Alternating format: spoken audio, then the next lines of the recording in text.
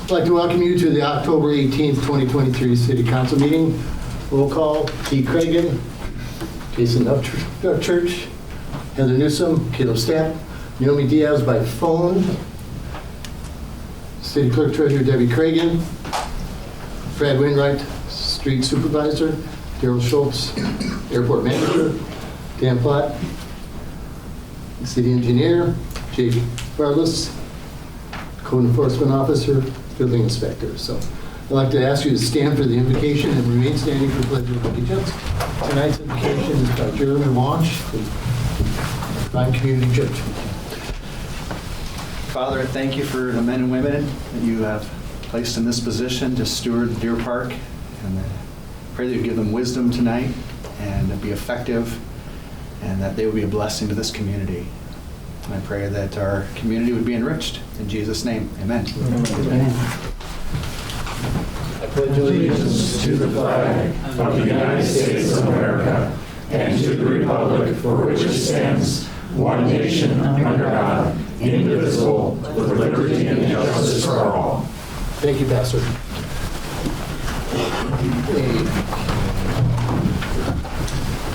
Item 4, approval of agenda. Motion to approve. I'll second. Okay, we have a motion, a second. All in favor? Aye. Thank you. Item 5, approval of October 4th, 2023 regular council meeting minutes. And I'll second. October 11th, 2023 budget planning minutes. Motion to approve. Okay, and you second. The motion second. All in favor? Aye. Motion carried. Okay. Item 6, interested citizens, oral communications, requests and comments from the audience on unrelated agenda items. Tim, you are speaking with commissioners, so we won't have you up. Catherine? Yes, You have the floor, ma'am. thank you. Good evening. I understand that there's a lawn forest splash pad in Deer Park. My first concern is where. I don't think that Swinyard Park is the best place. There's inadequate parking, and there's no sidewalks. And so when you have a bunch of people parked there, you have, in essence, one-lane streets, but I digress. Airway Heights has recently put in an aquatic center and a community center, and I was just wondering if anybody from the city council or the city has spoken with them about their plans and how they went about it, or perhaps a joint venture with the county, or has there been any looking into grants for funding for this? Because I noticed on the budget thing it was $1.2 million for the splash pad. Which should come underneath. Are you done? Yep. When we're done with the meeting, get with Brad, Street Supervisor, and he can let you know what's going on with the splash pad, where it's going to be, and what is happening. Okay, thank you. Okay? Next up, item 7, new business. Letter A, discussion, measure number 1, law and justice proposal for Spokane County. Commissioner Josh Kearns. Commissioner, you have the floor. All right, thank you. So first off, thank you for letting us come and share some information about Measure 1. So the folks that are here with me tonight, we have County Clerk Tim Fitzgerald. We have our Public Information Officer and Policy Director Patrick Bell. Then we have our Law and Justice Administrator, Administrative Director Mike Sparber. So we're hoping we can start off this evening with a short, about 5-minute video that lays out what Measure 1 is, and then we'll field some questions afterwards. In December 2022, the Board of County Commissioners of Spokane County adopted a resolution to add Measure Number 1 to the November 7, 2023 general election ballot. Let's talk about how Spokane County intends to use its revenue from Measure Number 1 to address criminal justice, public safety, and behavioral health needs resulting in part from population growth in the region. Measure Number 1 is a law and justice proposal for Spokane County. It would add a new 0.2% sales and use tax on purchases beginning April 1st, 2024, and running through December 31st, 2054. For every $10 spent by residents, visitors, and tourists in Spokane County, an additional 2 cents will be collected. 60% of the collected revenue will be allocated to Spokane County government, and 40% of the collected revenue will be allocated based on population to its cities and towns. Cities and towns can use their share of Measure Number 1 funds to meet local criminal justice, public safety, and behavioral health needs. Why Measure Number 1? Population in Spokane County has been growing rapidly in recent years. As a community grows, so does its needs for criminal justice, public safety, and behavioral health investments. Just like growing populations means a need for more schools, libraries, parks, hospitals, and other public infrastructure. That is true in Spokane County today, where our criminal justice system is facing an overcrowded correctional facility and congested courts. Mental health needs and addiction rates are increasing. Crime rates are also going up. The need for resources to address these community needs is what led to the initiation of Measure Number 1. Let's take these issues one by one. First, let's talk about criminal justice needs in our community. Due to overcrowding and outdated correctional facilities, today nearly 14% of low-level offenders are being booked and immediately released from the Spokane County Jail as a capacity management tool approved by the district and municipal courts.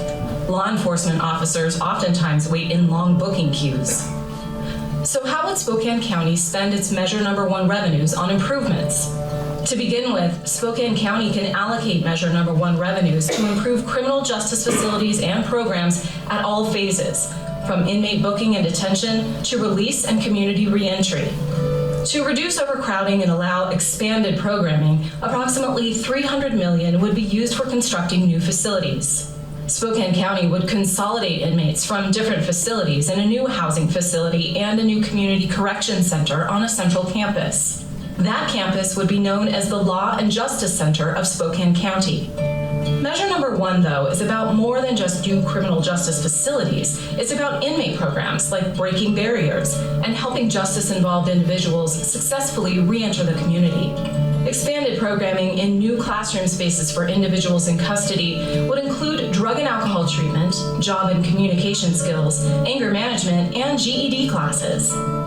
Using revenues provided by Measure Number 1, Spokane County also proposes to make investments in criminal justice system improvements, from courtrooms and judges to prosecutors and public defenders. Plus, Measure Number 1 can fund investments in domestic violence programs and therapeutic or problem-solving courts, like mental health court or veterans court, that allow inmates to obtain treatment and services to address needs that may have contributed to the conduct leading to their arrest in the first place. Furthermore, Measure Number 1 can fund criminal justice reform recommendations from advisory groups like the Spokane Regional Law and Justice Council, made up of subject matter experts and community representatives. That can include smart justice programs aimed at reducing the number of people in custody, such as at-home electronic monitoring, jail diversion approaches, and alternative sentencing options. Moving on to public safety, Measure Number 1 revenues can be used by Spokane County, towns, and cities to pay for public safety initiatives, such as hiring more law enforcement officers and providing enhanced training. Measure Number 1 can also expand co-deployed behavioral health teams that work with first responders to help provide safe resolutions for people in crisis.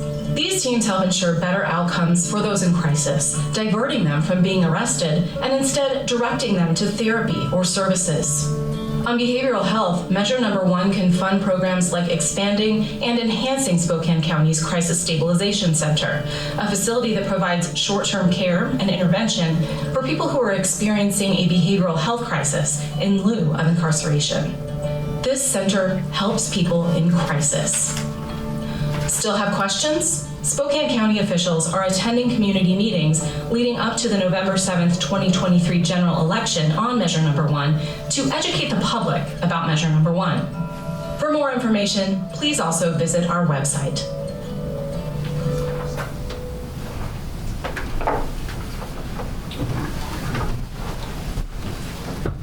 All right, so that is sort of in a nutshell, what Measure 1 is. So I want this to be about you, and I want to be able to answer any questions that you may have on Measure 1. So Tim and I are here to answer any of those concerns, questions, or just if you want us to dive deeper into any other aspects of Measure 1. Let's start with council questions first, and then go to the audience. Sounds good? Just a comment and then a question. One of the reasons cited for Deer Park being a little bit more difficult to police at times has been the longer wait times for booking, just as the sheriff's deputies have let us know that transporting somebody there, booking them in, all that. So that's one of the reasons that this was exciting to me, just thinking about the processing times and ability to make that better. Can you tell us more about funding the advisory councils that the video mentioned? What does that mean, and what does that look like? Well, so I think when it talked about the Spokane Regional Law and Justice Council, so that is an organization. I actually we have one of the leads of it with us in the back of the room. But I mean, do you want to field this one, Mike? Sure. Yeah. So the Spokane Regional Law and Justice Council was developed by RCW. That every city and town, or actually the county, should develop one. So on it has key players. It has law enforcement that's on it, all three courts, the municipal and so forth. Also has prosecutors, has the clerks. It has a mix of a variety of people that are practitioners of the law. And so what we're needing to do, I don't know if any folks have heard of the Blueprint of Reform, but the Blueprint of Reform is kind of a report card on the county's condition, their criminal justice and the justice system. And so there were some recommendations made, and the Spokane Regional Law and Justice Council is reviewing those at this time. And so Tim is actually involved with the diversion part of it, or that portion of it. So it's made up of that. And so the recommendations we bring forth are going to be brought to the Board of County Commissioners and to the city to see what the involvement was, how we're going to fund them, and what strategy we're using going forward on them. That's great. Yeah, a key one is, so the therapy, you heard talking about therapeutic course and diversion centers. We have like 70% of our folks that are in the jail right now waiting for a hearing. And so, talk about the criminal justice side. That's developing more courtrooms, getting more judges, getting more prosecutors, getting more public defenders, more clerks, so we can move people faster through the system by them sitting in the jail waiting. And the therapeutic courts are an alternative system that are extremely effective. Your veterans court in Spokane County is one of the best in the nation. Your criminal recidivism rate is 73.5%. Your Spokane County Veterans Court is 6%. So therapeutic courts are very effective, and that's what some of this funding would go to, enhancing and resourcing these veterans courts. And DUI court, domestic violence court, the community court, mental health court. So therapeutic courts overall. So but SRLJC is subject matter experts in the criminal justice field to come up with recommendations on how to make the system operate more efficiently and effectively. That's great. My other question was on the split of the sales tax to cities versus counties. Do you have estimates on what that would mean for us and suggested uses? Yeah, so our budget office estimated it would be, these are expected to increase as population grows, but the number that we have right now for Deer Park would be around $250,000 a year to start. Yeah, and as long as those dollars are spent, criminal justice, public safety, and behavioral health as laid out in RCW, it is completely up to you on how those dollars are spent. You don't have to come back to the county to get approval or for us to sign off. It is fully up to the legislative bodies of every city to make those decisions on how to best spend those on your jurisdictions. Those are all my questions. Jason, any question? No question, but a comment as somebody who had to use the civil protection docket several times over the last few months. A couple of things that and you don't know what you need until you need to use it.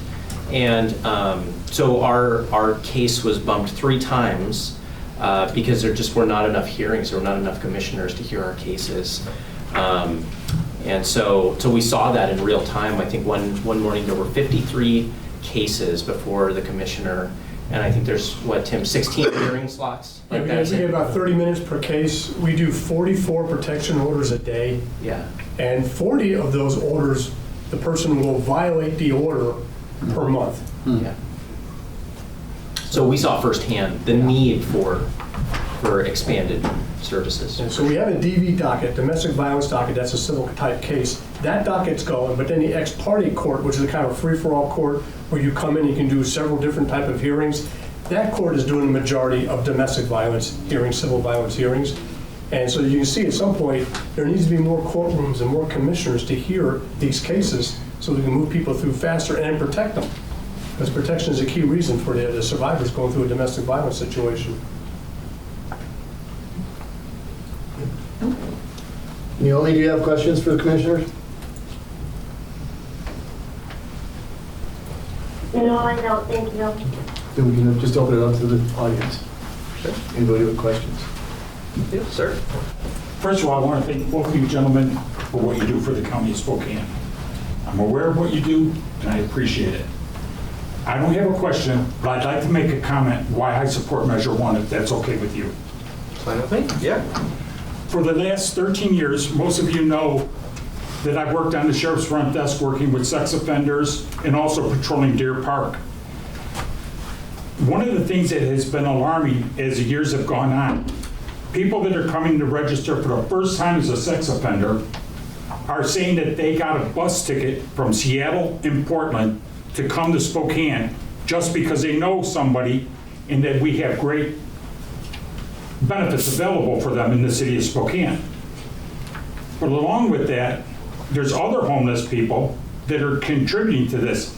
Lisa Brown, who is running for mayor of the city of Spokane, strongly opposes this and says it's inhumane. It's the most humane thing we can do for both the criminals and for the citizens of Spokane County. We need to keep everybody safe in this county. That's got to be our #1 priority. And I praise the commissioners for going forward with this. The jail's so overcrowded.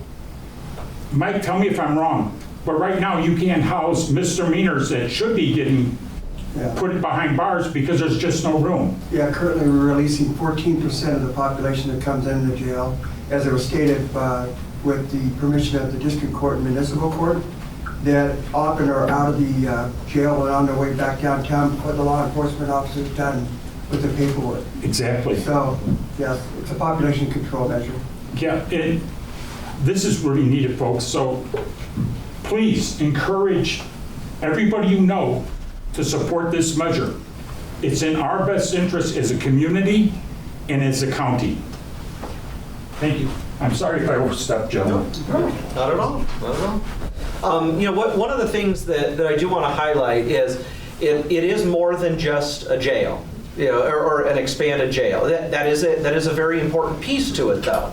Having sort of a step-down model, the existing jail will still be utilized for our higher, or to have sort of our higher level of offender, then our medium and our lower level, because Geiger Corrections Facility needs to be closed out. We don't own it. That is a facility that we are leasing. It is in need of probably over $40 million worth of renovations. It was originally built as military barracks. It was never built to be that low-level jail that it operates as now. So, but expanding that Sally Port, like you talked about, where when an officer comes out, the long lines, the waits.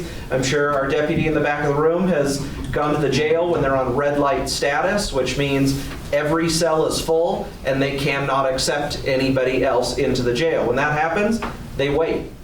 Our law enforcement officers literally sit in a car with somebody that they have arrested in the back, and they wait. That means they're not on the streets, they're not enforcing the laws, they're not out there doing their job, they're just sitting in the car. It's not their 15 minutes to 3 hours. Yeah, and it's not their fault. It's the constraints of the size of the facility. The facility was built in 1986 for a population that we have way exceeded now. And so, but the programming that a new facility will allow us to do, those types of programs that have proven to reduce recidivism. They were mentioned in the video, the drug and alcohol treatment, anger management, GED, job training. I mean, all of those things, if you can equip an offender or an inmate with tools to where they don't have to commit crime anymore, that is a win for our whole community. I would much rather, when someone's in our jail, learn a skill to where they go out and don't ever come back, than have them just sit there, and then as soon as they're released, because they're just clocking their time, and then they go out and commit another crime. This is what will allow us to do this. It will give us the resources, the space to do these things, which currently today we just frankly don't have. Yeah, that's a key point there. If y'all have your cards with you, it's not all about the jail. It's about the criminal justice system and the mental health system. It's what everybody's been talking about, how to help these folks so they can get back in and re-entry into society. And that's what the commissioner's talking about. Everybody's focused on the jail portion. That's a big part. I understand that, but there's a lot more to it. And that's the criminal justice system. More courtrooms, more judges, more prosecutors, more public defenders, programs for the inmates.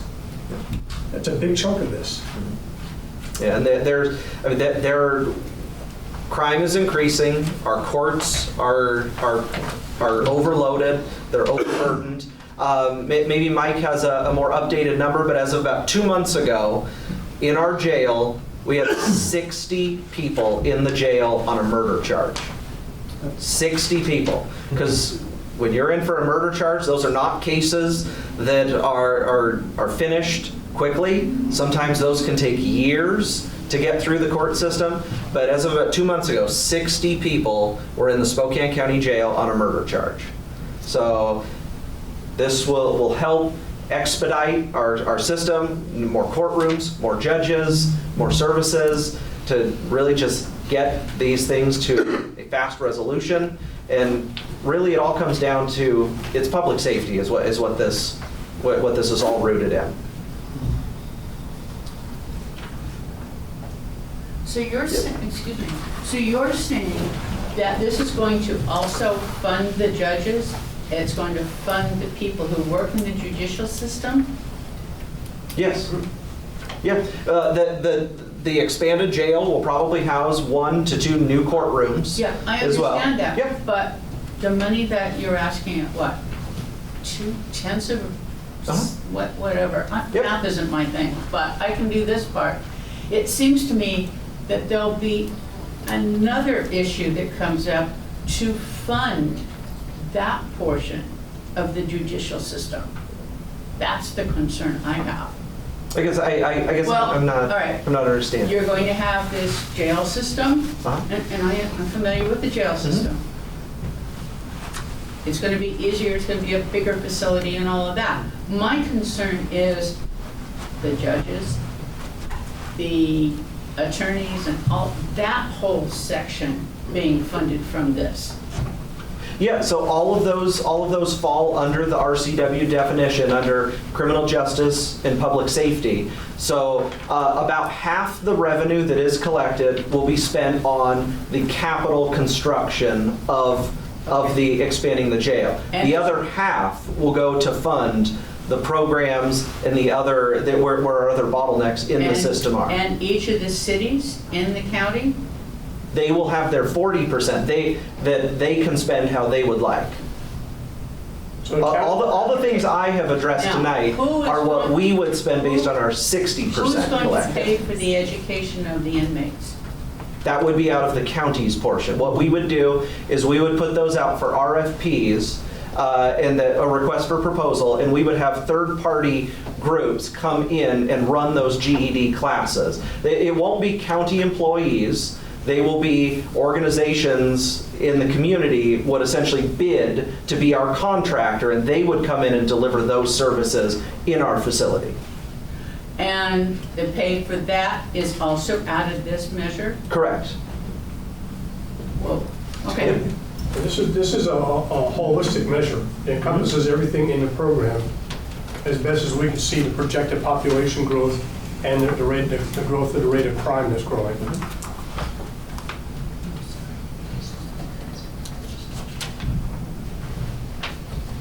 Anybody else have any questions? Jake? Why is the rate of crime growing? I'm gonna look at you, Mike. Well, coming back to me again on this. I can tell you that when you look at crime, you have to look at it a couple different ways. Number one, our fentanyl problem in Spokane is out of the roof. We recently had somebody come into the jail that our body scanner picked up had 300 fentanyl tablets on them. And so I would say that drugs play a large part of the behavioral part of a lot of what's occurring. The second is that you have to have consequences. There has to be a way to interrupt the cycle. And when you're looking at a system that is releasing them based on the population, and we're not, actually meeting the need of the individual and meeting them where the problem lies, they're going to go out and recidivate because there's no consequence. Most of the criminals right now know if they commit a crime, certain crimes, they'll go down to the jail and they'll get right out. They already know that. And so I think a lot of it is, it's a much broader picture than that with, criminogenic needs and everything else that goes along with it. But on the practical side of it, it's basically that we're not interrupting that cycle, and I think we need to do a better job of that. And the only way to do that is always have the empty jail cell. And so that's what part of this measure would be focusing on, is having that available jail cell for the law enforcement to book those. And I can see the deputy shaking his head yes. I mean, that's really what do you want to chime in? You can on the crime side? You hit the nail on the head. I mean, as far as us trying to, you can't blame the judicial system when they don't have the resources to carry out what needs to be done when people commit crimes. And like he said, the biggest thing is the consequences. Depending on the crime, like you said, they know. To them, there's really no consequence. It's like a slap on the wrist. We put him in, and he's not exaggerating. We book him in the jail, and before I leave the jail, they're walking out the front door. I mean, it's just the way it is right now based off certain crimes because of the space. So until we can fix that problem, the recidivism will never come down. Growing up on a farm, I had a dog hot wire fence and a cattle hot wire fence, and I could touch the dog hot wire fence all day long because I knew it just barely trickled me. I didn't dare touch the cattle hot wire fence. So you're saying that we don't have a cattle hot wire fence, and that's why our crimes. I like that analogy. That's not a bad one. Right? So we prioritize, as the commissioner mentioned earlier, if they commit a felony offense, that's up at my level. So when they commit felony offenses, rape, murder, armed burglary, assault, whatever the case may be, those are the folks who are going into jail. Gross misdemeanor, assault forward, driving without a license, a DUI. Those are folks that, prioritize-wise, they're at the lowest bottom. They're the ones being let back out again. So why is that increasing? Why is crime increasing? Because there's no consequences on the other end of it. If there's no level of accountability. Unless it continues, Yeah. why is it increasing? Is it starting when they're little kids, not getting in trouble, or why is crime increasing? The most effective way to reduce recidivism and take care of crime is to get them at the gross misdemeanor situation. That's the first time in the court system for everybody. That's when you get them the services, you get them the help, you get them the assistance they need, you get them to a therapeutic court. Very effective. If you don't get them at all, they'll happen again, and next thing you know, the fourth time it happens, they're at the felony level. There's also Now they're a career criminal. I think Mike hit on a good point though too about the part drugs play in this equation. I mean, drug use is at an all-time high, and I don't think that can be overlooked as being a major part in the rise in crime as well. And what do you think is causing that? Cartels. Well, I was gonna say we can look at some national policy, but in all honesty, we live in a state that has lessened the severity of punishment for drugs. I mean, with the whole Blake decision, which, Tim could give you an hour-long conversation here. I mean, there was a window of time there where essentially drugs were legal in Washington State. Law enforcement were not arresting anybody for drugs. I mean, that just wasn't happening. Drugs fuel crime because people need to feed their addiction, and they commit crimes, they steal, they sell, and then they're able to continue to feed their habits. And so I think that's a major part. Is it the only reason? No. There's many other things. I mean, I think you could look at at the poverty, breakdown of the family, societal problems. I mean, all of these play a part in this huge problem. And then it comes back to: is there accountability? Is there repercussions for breaking the law? And when you're picked up, booked, and immediately released, And many of these people don't even come back for the court date. So then they get a failure to appear. There's a bench warrant put out. So now there's a warrant for their arrest. But our law enforcement are out there stopping other crimes, not necessarily out there hunting down people who have FTEs. So, I mean, it's a vicious cycle that really is overwhelming the entire system. Multifaceted. I mean, I wish I could point to one thing and say, if we did that, if we fixed this one tiny part, all crime goes away and we live in an amazing utopia. But unfortunately, it's not the way it works. I mean, it's multifaceted, and which is why Measure 1 touches on so many different aspects of the criminal justice system.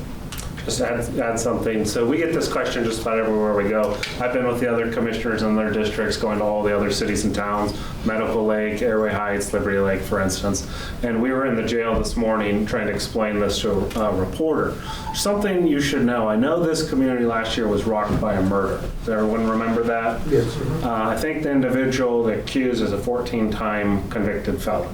So we're seeing that as we go to Airway Heights, there's a murder. As we go to Liberty Lake.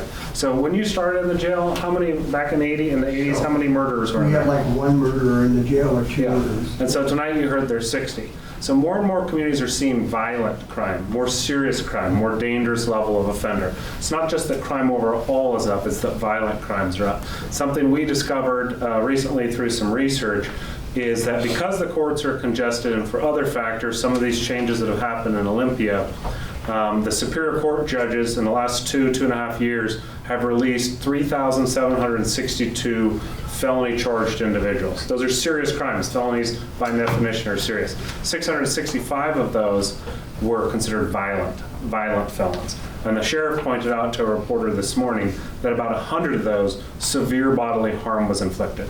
We're talking about child rape. We're talking about burglary or home invasion. So these aren't, just nuisance crimes we're talking about. These are serious felonies. And that's part of the repercussion of having an underfunded criminal justice system that can't handle the pressures putting on it. So I just wanted to mention that because I was aware of the murder that happened up here this year and one that happened in my community down in 9 Mile. And everybody I've talked to, we're talking in our county, actually live in Stevens County, about the same thing, building a new jail. So just add that. So you mentioned on the behavioral health / job readiness training, there's going to be an RFP process. Is that to go out and solicit county preferred folks that will do the job readiness, the communication skills, the anger management? Because you had mentioned to the city council that an estimated $250K would go to the cities to designate for these services, but then there's going to be a list of preferreds that the county would then point to dispatch those funds back. So the $250,000 is completely up to the city council on how they want to fund that. So when I was referring to the RFPs, so within the jail facility, those programmings will not be essentially delivered or operated by county employees. They will be contracted out. But so we have to go through our normal purchasing process. We have to put out the proposal. Organizations in the community essentially would bid to deliver those services within the jail, and then based on qualifications and price, the contract would be awarded to that entity, and so they would come. But no, that cost would not come from the city. That would all be from the county's 60% cut. Yes, Yes, 60%. So having a county FTE employee, we're looking at a contract labor provider doing these services. Correct. Well, then the second follow-up question to that is there a list of county-wide organizations that are already doing a litany of the criminal justice, public safety, behavioral health? Like, I look at the Reclaim Project, which they're in a trade-heavy environment, and I work for Yost Gallagher Construction as a day job.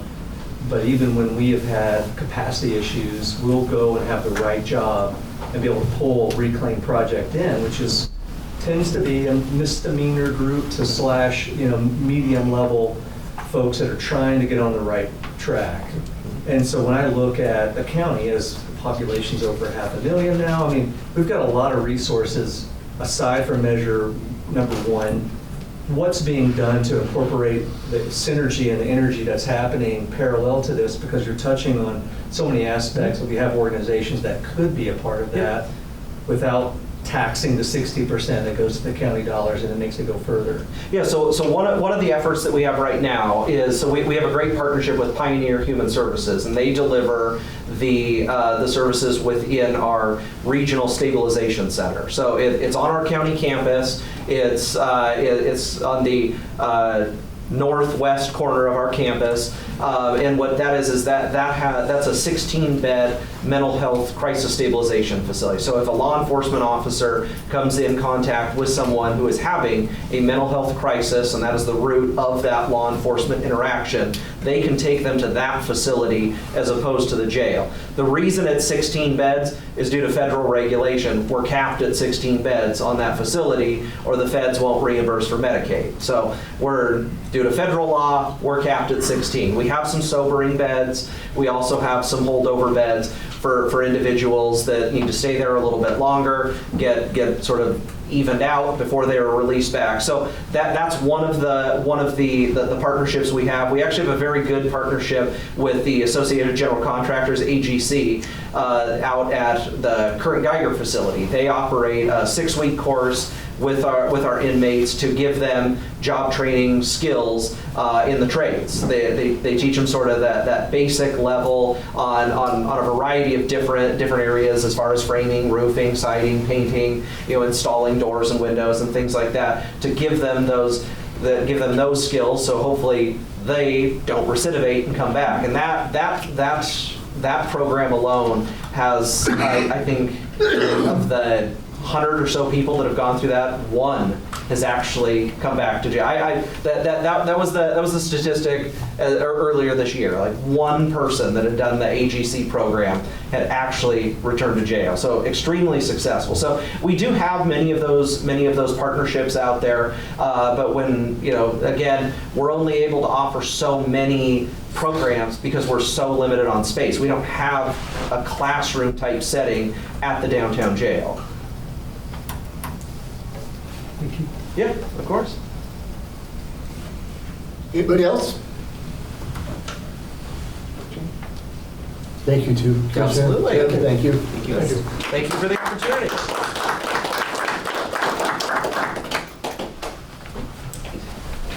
Okay, next up, item B, Dragoon Lake property. Becky Kennard, no action to be taken. Becky, you have the floor. All right, thank you. Thank you for inviting me this evening to talk about another opportunity for Deer Park. I don't know how many people are familiar with the Dragoon Lake area, just about 1.5 miles away next to the bus barn. But we have been working to have that area preserved through the Spokane County Futures Program. We made an attempt to do this in 2021, which was right after the racetrack fiasco. People remember that? It almost became a racetrack. So the property is zoned heavy industrial. And what we'd like to do is see this preserved as a green space, a wildlife corridor in perpetuity through the county futures program.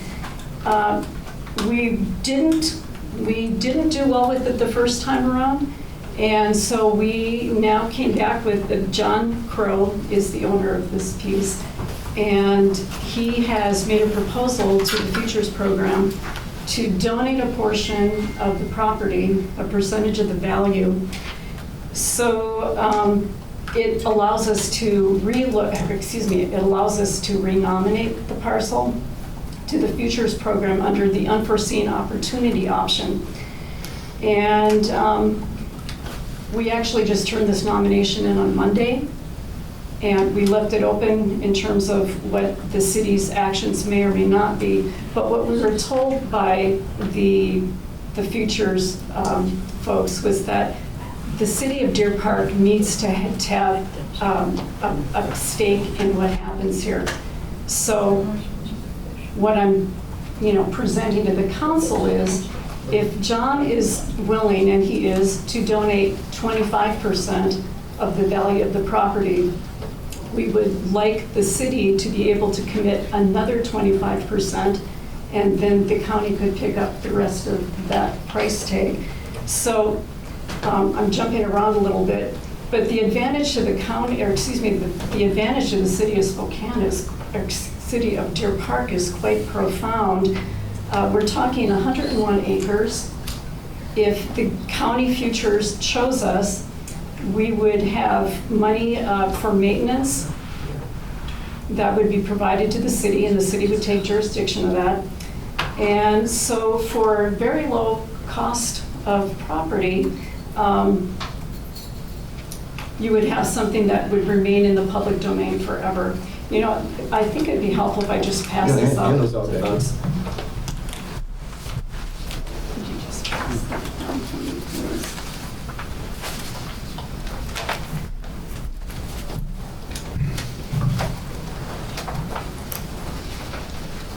So I've passed out a picture of what the property looks like, and the first page shows the geographical area, and the top couple parcels are not part of this. It's owned by John. I've drawn a line through it so you can see where the 101 acres are.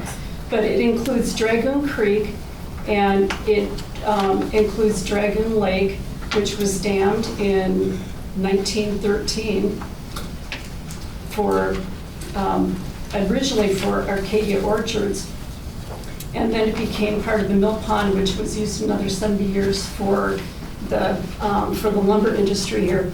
So this parcel not only is the only water aquatic area, natural area within the Deer Park area, the parcel itself is just right outside the city of Deer Park. It's in the urban growth zone. And it was identified in the 2019 Deer Park Comprehensive Plan as an area that Deer Park wanted to acquire. So we're just trying to push this a little bit, and we're trying to have it happen through county funding versus just Deer Park funding. Anyhow, it has a very unique history in the area. In 1811, it was noted in David Thompson, the famous cartographer, Thompson Falls, David Thompson. It was noted, he made a note in his journal about sitting at Dragoon Creek. At that time, it was known by a different name, Ballew's Brook. So the history, the written history of this property here in Deer Park started in 1811. So then you go 100 years later, and it was the home of Arcadia Orchards, and I think people in Deer Park are very familiar with that name because our elementary school is named after it. Arcadia Orchards was one of the largest business ventures in the area. I think it engulfed 20,000 acres. So there's a lot of history involved in this, and that's one of the reasons why the Clayton Deer Park Historical Society has written a letter of support to encourage us to get this in the public domain. We also have a letter of support from the Audubon Society. Audubon Society went out and did a tour with us. We've had a local person document 105 species of birds that were there. So anyway, it's full of wildlife. It has a tremendous history with the city of Deer Park. And we just had a whole conversation about how the urban growth is increasing. We've doubled in, 30 years, was it? I'm not really sure. And so we need to preserve these green spaces because they're not going to be here for another generation. When it's gone, it's gone. It could right now be under the track of a racetrack, and we would have lost it forever. So this is our last chance to try to get this through with the County Futures Program. It's a real cut and dry process. So when they meet on the 25th, the Land Evaluation Committee is going to take a look at what we're presenting to them, and they'll make a decision if it's worth consideration. If they decide it's not worth consideration, it's over. And if they do take it under consideration, then it needs to beat the current front runner for the futures programs. And there were originally 7 properties. I'm not totally clear on how many properties are left, several. So at any rate, we'd have to beat the first one. And again, the reason I'm bringing this to the city council is we need to see the city take an active stance in this and be able to show that, as they put it, you have some skin in the game. Yeah, and Josh, I'm glad you're here, because the other thing I want to say is that we have no Spokane County futures lands in the north part of Spokane County at all. We're actually an underserved area. If you look at the conservation future lands, they all are centered in the valley and east.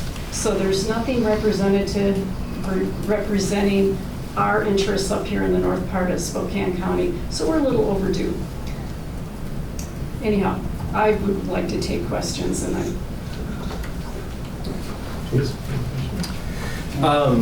sorry. Me first?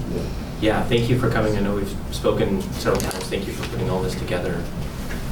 If the council were to put together a letter of support, would we also essentially be signing on to the 25% of the property value? Would we need to? right. I know they'd probably be separate things, Yeah, I but think, essentially no, they're the same. They would be yes. separate, and actually the city did do support last time with Roger Krieger. Roger wrote a wonderful letter of support, and he spelled out how this was in the 2019 comprehensive plan. I feel like that wasn't noted well enough by the Land Evaluation Committee the last time around, but we tried to highlight it this time. So in the past, the city wasn't supported this, but that support wasn't monetary. So I guess you can do both, or one or the other. If we passed a statement, it would be silly to pass that, but not the financial aspect, correct? I mean, that would put you in a very awkward situation. I've never turned down a letter of support, but I think that at this point, we're looking at what can the city contribute Provide financially, something, if right? anything. What kind of commitment can you make? So if the valuation came back in at 2.5 million, arithmetic is not my forte either, but I'm seeing about 625,000. You know what, it's not mine either, but if we use a $2 million example, like, I can get there really fast. Sure. So 500, 500, and $1 million. Yeah, okay. Is there any desire on Mr. Crow's part just to sell the land straight to the city? Well, if the city were to make it, I don't know, I can't speak for him, but obviously this is the route we're going now, which would be much less cost for the city, but if the city was interested, it would be a wonderful outcome, because it's the bottom line we're looking at, can that land stay in the public domain? And also, to segue with what was going on here, when we talk about what are the causes of youth or people's, what brings people into the criminal justice system, there have been studies in the past that having recreational opportunities makes an impact. I can say this, I'm a state social worker, I worked for the state for decades, okay? So these kinds of things provide for opportunities for children in a community. And the opportunity to go fishing, to walk on a trail, to see a deer. There's lots of beaver chews there, as we call them.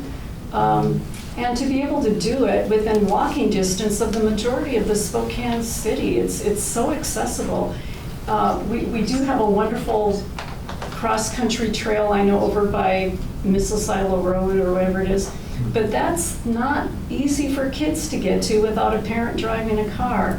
So when you have something like this that's accessible within the community, it's really quite a gem. Brad, have you seen the proposal? Because you would kind of be in charge of maintaining. Yeah. Do you have any idea? I've seen it several times. I have a couple of concerns. One, there's a 111-year-old dam there, which that water flows through that. I've lived here my entire life. I've seen that pond backed up so far that it's running over the banks down by the bus garage. So we buy into this. We're now liable for a 111-year-old dam. that dam breaches, all that water floods out of that pond and it washes the railroad tracks out, who's responsible for that?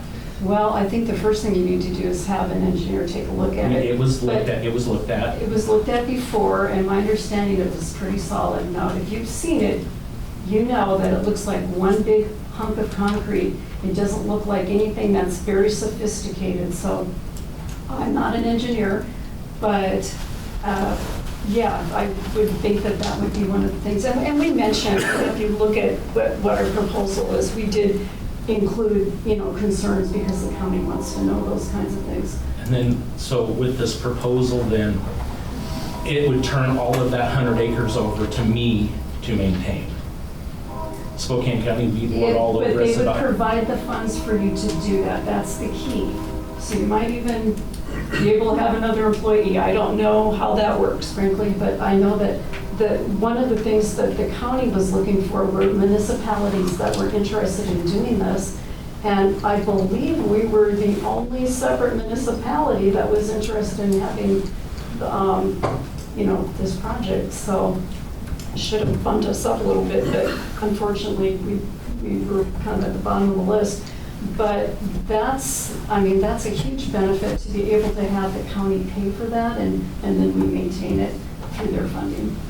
Does that funding last forever? It's I would supposed assume it to, runs yeah, dry. because the land is there forever, the money that comes for the Futures program is tax-based, and I'm gonna draw a blank on which part of that is siphoned off for this project, but, it's a statewide project that the counties all have access to.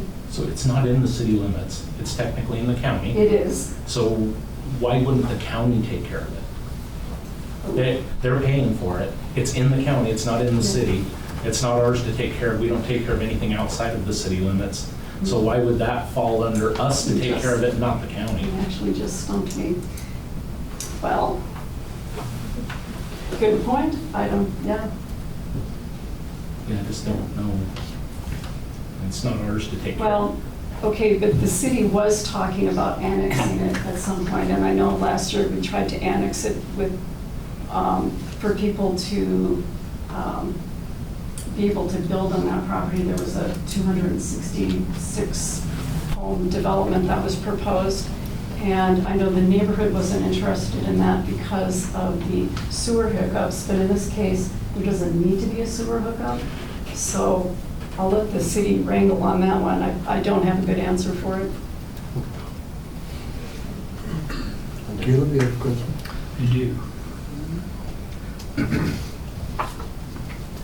What specific uses do you guys have in mind for the property if it was acquired?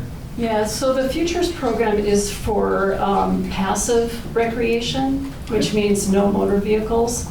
So it would be basically paths, foot trails, probably horses, that kind of thing. Who actually builds those trails, or how does that part work? Well, that would come with the county money. Okay. Yeah. And have we had a number thrown out for how much the county would actually be funding? No, Okay, not at all. so no idea, but something. Right, but you could go to the Futures page and look at what they've done in other areas. I mean, I would assume it would be comparable. They've put in trailheads, and they've created trails on their other properties. Okay.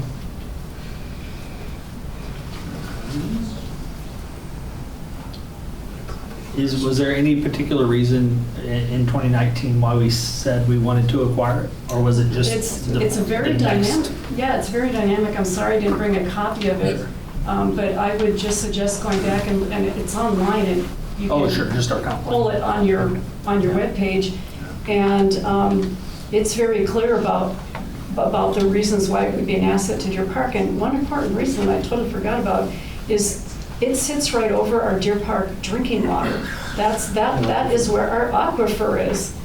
And so for that reason alone, it's worth preserving from a kind of development that could potentially pollute it. A lot of the conversation from Roger that he had in the past, none of it was ever spoken of money. It was, sure, we'd be interested in acquiring it. Maybe if it was given to us. Sure. we'd show some interest, but never, let's buy this. There's not really much value. Well, 25% is a good tax It'd be write-off. a lot 100% of is a costs great tax would come along with, maintenance, garbage, garbage receptacles out there, parking, where are we gonna park everybody that uses it? Security. Well, actually, Security, if yes. you've been on it, you realize that there's a lot of area for parking. And that, that was another area that was in question on the first go-round, but I don't fully understand it because the person who was leasing the property had parked multiple RVs out there. It's one of the reasons why it's been fenced off, to keep folks from coming in. Now, all of that has been removed, but the pad of, the asphalt pad from the lumber industry is still out there, just needs some resurfacing. So there's a lot of ways to create trailheads without a lot of effort. But again, that money should be coming from the county, and that's the advantage of it. So one thing to know with the pad and stuff like that, does that, storm runoff, things like that? Or is it just a big flat pad that then it's a drainage problem? And I things forgot like to that? add, I'm sorry, I interrupted. I forgot to add one important thing also. The other thing that John has made an offer on is to contribute another $50,000 to restore the land to grade and to a more natural habitat. So that could be on his time also. Right. That's all my questions.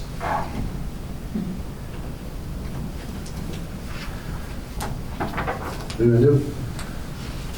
Wait till the county makes an offer? Pardon? Wait till the county makes an offer? It's not set in stone. No, but I'll be honest, I think it would be more helpful if the city were able to express a level of interest and maybe in continuing to discuss the possibility of a financial investment, because they're going to make the decision on the 25th. Thereabouts. October? Yes. Of October? Yeah. I don't know that they're going to make a decision. They're going to bring it up at that point.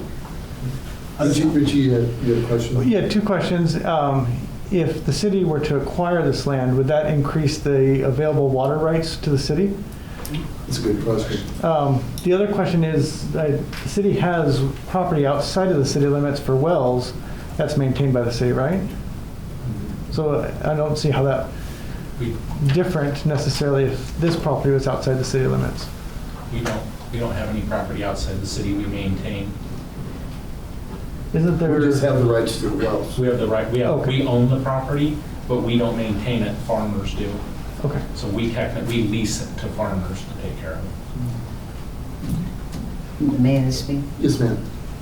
Okay, I've done some research on this, and I am just not for allocating $500,000 and then upkeep. The dam breaks, whatever, we have to go in and repair it, we have to maintain it. I just think it's just not appropriate right now. Naomi, you have any comments? No, not right now.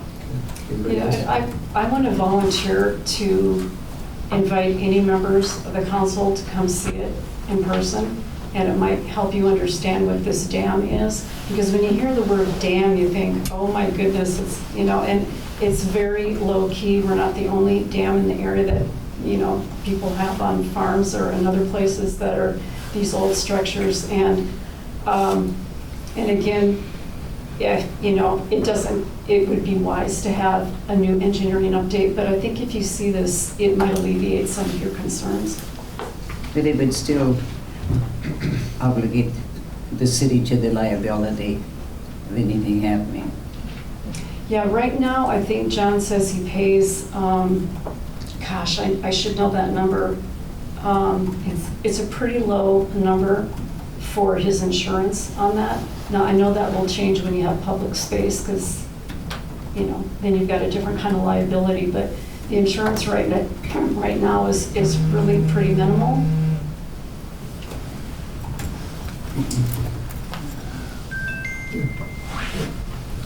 I would be in favor of a letter of support to continue the discussion. but I would like to see how it fits into our overall parks plan and overall thoughts on city growth before we jump and spend money. But I don't see anything Well, that's a wrong good with question. continuing to talk about it and encouraging Spokane County Futures to consider it. It's not gonna hurt to continue thinking about it. But it does bring a lot of question marks up. So a motion to support, Yes, is that what you're yeah, considering? I would make a motion to send a letter of support with Becky to the Spokane County Futures. Okay, there's supposed to be no action taken, but that's, we can do that in a sentence. We can do it. Okay, well, I'll make the motion. There may or may not be a second. May I amend? Sure. Only to put in that letter that there's no financial or commitment at this point from the city. Absolutely. So I just want to be, Yeah. that seems to be everybody's biggest concern. Yeah. So I'm okay supporting, Yeah. but not financially at this point. Yeah. I'll accept that as a friendly amendment. Okay, so you got two. All in favor? Aye. Aye. Aye. Motion carried. Thank you. Thank you. Okay. Thank you, Becky. Thank you, Becky. Item C, interlocal agreement between the City of Deer Park and the Spokane Regional Broadband Development Authority. Well, you know, Mr. Schmidt was here a month ago, and Chuck drew up this contract. Most of you read it. And the purpose of this agreement is to allow broadband to coordinate with the city in development of strategies and planning that encourage foster development and improve affordability of quality broadband accessibility for the underserved communities and populations in Spokane County. Motion to approve. I'll second. The motion is second. Any questions by the council? All in favor? Aye. Aye. Aye. Motion carried. Okay, item 8, resolutions. Letter A, resolution 2023-006, purchase of a de-icer truck for the Deer Park Municipal Airport. Darrell, would you fill us in? So this is for the purchase of a 1995, it's an aircraft de-icer. Wintertime aircraft come in, moisture, even if it's water on the runway, freezing temperatures, they have to be de-iced. And each aircraft has a de-ice wait time. As you can imagine, it's hard to find these trucks. We definitely can't afford a new one. This one is used. It's over north of Renton. I sent one of our guys out to look at it, and being used and in the price point it's at, it needs tires. It needs a little bit of work. We feel capable of doing all this work and having the de-ice available for aircraft in the wintertime. Currently, we lose probably 15 to 20 jet operations each winter because we don't have, that's what we're aware of. They call and I say, I don't have de-ice, and they opt to go somewhere else. We do have a de-ice pad that catches the de-ice fluid, and we've worked with Spokane International. They will come out and drain our de-ice tank. It was installed in 2011. Planning for this day, they'll come out and they've got a permit to actually ground apply the used fluid. Motion to approve.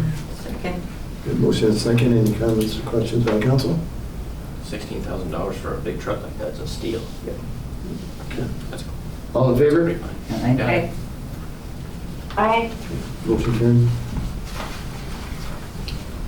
Item 10, consent agenda. Letter A, approval of voucher claim check numbers 41,491 through 41,527. The amount of $1,677,076.49 for the first half of October 2023. Motion to approve. I'll second. Okay, motion second. All in favor? Aye. Aye. Okay, motion carried. Item 11, report of departments. Dan, we'll start with you. So right now, we're getting pretty close to completion of the lagoon sewer treatment facility lagoon. It's actually, the new one's fully operational now. Now we're working on cleaning up the old one. So that's the biggest update for project-wise right now. So that's a dirty job. That is a dirty job. Brad? Just to let everybody know, Clean Green, the city cleanup, is this Friday, Saturday. We open up the gates at 8. We close them down at 4:30, and then on Saturday we go till the dumpsters are full, if they're full. We'll have guys there manning the dumpsters to help smash them down so we get as much in there as we can. The guys are out, we've blown out all the sprinklers in the parks, we're winterized there. The bathrooms, we've left those open. We're gonna run them as long as we can until the weather says we gotta shut them down. So hopefully we'll run them quite a while yet, but we'll just see what the weather does. And then the guys are out, we're cleaning up, you know, getting ready for winter, getting equipment ready to plow snow, which we always hate to do. But yeah, so, and cleaning up leaves in the parks and sweeping streets. So just getting ready for winter. Daryl? We're also getting ready for winter. We got most of our equipment ready except for a couple of tractors that we're still using to mow. We may be mowing one day, plowing snow the next, but we'll stay with it. We still do have one DNR helicopter out at the airport. Maybe you've seen it flying over. They're actually doing some logging work up on Mount Spokane. Jake, you're up. Nothing on the code enforcement side. On the building side, you'll notice that D.R. Horton is going to town. They have started some foundations in Dalton Creek, and they're continuing, and their plan is to blow out everything on Boscoop there in Shamrock Development. So they're making good headways in that. They're obviously, with winter coming, their goal is to get all the foundations poured. We'll see if that happens, but they're making a good effort at it. So I thought I'd have on the building side. The planning side, we've got some developments. Simonson's just received their final plat. Coyle development, we're close to final plat on that. Shamrock, as you've probably seen, has started another phase. I think they just started today out there with some of the infrastructure. And we have Marshall Meadows that's finishing up on their first phase. They're hoping to start building houses before winter as well, or at least get some foundations in. And Mountain View Meadows, we got 2 houses that have started up there. So that's what we have on the planning side. Thank you. Item 14, or item 12, council questions, comments, or reports. Dee, we'll start with you. I have nothing to report. Jason? No, sir. Naomi? Nothing. Okay. Kevin? Caleb? Well, I have one. Okay, we have three seats open on the council, on city council, up for election. One of the things that I have a pet peeve about is signage, putting campaign signs on property without asking permission. That is very disrespectful to the property owners. So I would ask you to ask permission and be courteous and respectful to the property owners. Okay, that's all I got. And one more thing I forgot. We should mention Pumpkin Lane is coming up 28th. 28th. 28th. I think it's the 28th. It is. So just that day, everybody be careful with traffic. Stay off Main and Crawford. Yeah, it's crazy. Stay off. So they're going to borrow our barricade. And that's from 1 to 4 o'clock. 1 to 4, yeah. Yeah. What's down there? I missed that. Pumpkin Lane. Oh, good. It's been a while since you trick-or-treated. Hey, I go trick-or-treating every year. Okay. It's fun. Item 14, adjournment. No. Whoops. Property taxes, okay? So I finally got the numbers from the county. And our property taxes, if you do the 1%, it's going to be based on 2023's numbers of $587,467.84. Okay, 1%. Going into 2024, the highest regular property tax, that's including all of the new constructions that's happened this year, and that new construction totaled out to $45,949,701. Okay? Then if you take that number, multiply that by Deer Park's rate the property tax at 86 cents, divide that by 1,000, that's $39,798.93. So total is $633,141.45 that we could get for 2024. Okay? So what you'll see in the budget is I budgeted for $750,000, just because if the numbers come in higher than 633, we won't get it. It stays with the county. So, let's add a cushion to it. So think about that 1% going into next month. Could you say the current number one more time that you said first? For 23? Yeah. Yeah, $587,467.84.